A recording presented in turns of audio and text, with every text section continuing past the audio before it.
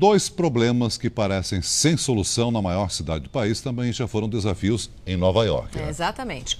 As áreas degradadas do centro de São Paulo. E 2, a epidemia do crack, que faz vítimas de todas as idades. Não há resposta fácil, mas nossos repórteres mostram que existem saídas.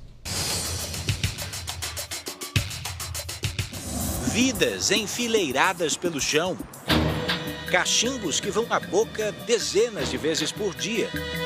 Alguns desses dependentes não comeram nada nas últimas 10 horas, mas já usaram pelo menos 5 pedras de crack cada um. Becos, praças e viadutos como esse. A epidemia do crack invadiu o centro das grandes cidades brasileiras e de 2 anos para cá o Brasil se tornou o líder mundial no consumo dessa droga, superando inclusive os Estados Unidos. Na minha opinião, a Cracolândia ela é o maior problema social do Brasil desde a escravidão. Voltar ao bairro onde morou na juventude não foi fácil para Ann Kelly.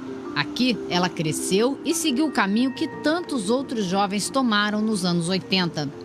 Comecei cedo, com 13 anos, cheirava heroína, conta Ann. Aos 16, já com um filho, ela experimentou uma nova droga oferecida por conhecidos em uma festa. Pronto, encontrei meu grande amor. A droga tomou conta da minha vida. Era crack e Ann se viciou imediatamente. Ela disse que essa parte da cidade, a Alphabet City, era infestada pela droga, assim como o Bryant Park, no centro. No auge da epidemia, os principais distribuidores chegaram a vender 10 mil frascos de crack por dia em Nova York. Em São Paulo, a última tentativa de repressão foi um tiro que saiu pela culatra. Ela se tornou apenas uma operação policial. E como uma operação policial, ela realmente não tinha como dar certo. Porque a situação do crack, ela é muito mais uma situação relacionada à questão da saúde e da assistência social do que de polícia. Depois vieram novas políticas, como a de internar o dependente de crack mesmo contra a vontade dele.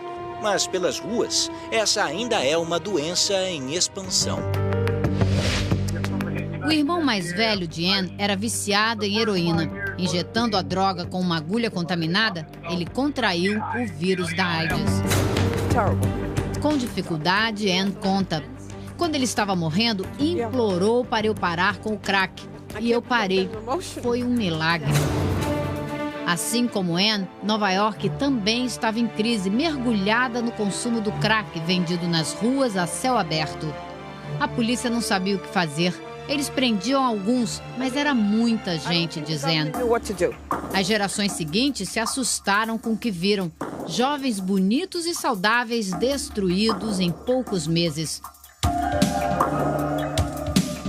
A política repressiva começou quando o consumo estava caindo. O governo aumentou o policiamento e o número de prisões. A tolerância zero também foi usada contra os pequenos usuários. Na mesma medida, se multiplicaram os programas de educação e tratamento. Nova York montou tribunais de pequenas causas e penas alternativas, oferecendo aos viciados serviço comunitário no lugar da prisão. Ann encontrou tratamento na Daytop, uma agência especializada em ajudar drogados.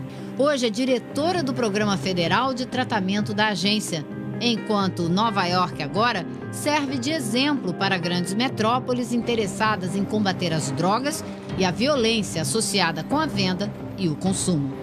É importante que a gente fortaleça a Polícia Civil para que ela faça o trabalho de inteligência e consiga desbaratar as quadrilhas de tráfico por dentro. E não no momento que ela está traficando. Além disso, é muito importante que o usuário, no momento em que ele realmente percebe que aquilo é muito danoso para a sua vida, que tenha equipes ali que já conheçam e que possam tirá-lo dali e levá-lo para um centro de tratamento. É assim que é feito em outros lugares do mundo. A gente tem que reconstruir a vida dessas pessoas.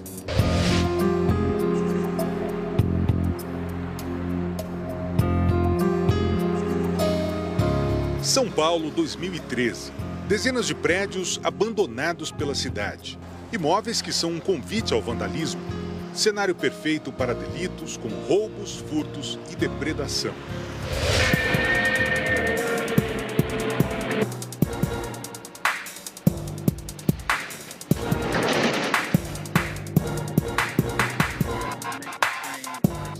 Dava medo andar de metrô em Nova York no começo dos anos 80.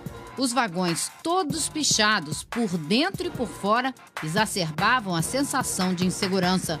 A impressão era de que ninguém tomava conta.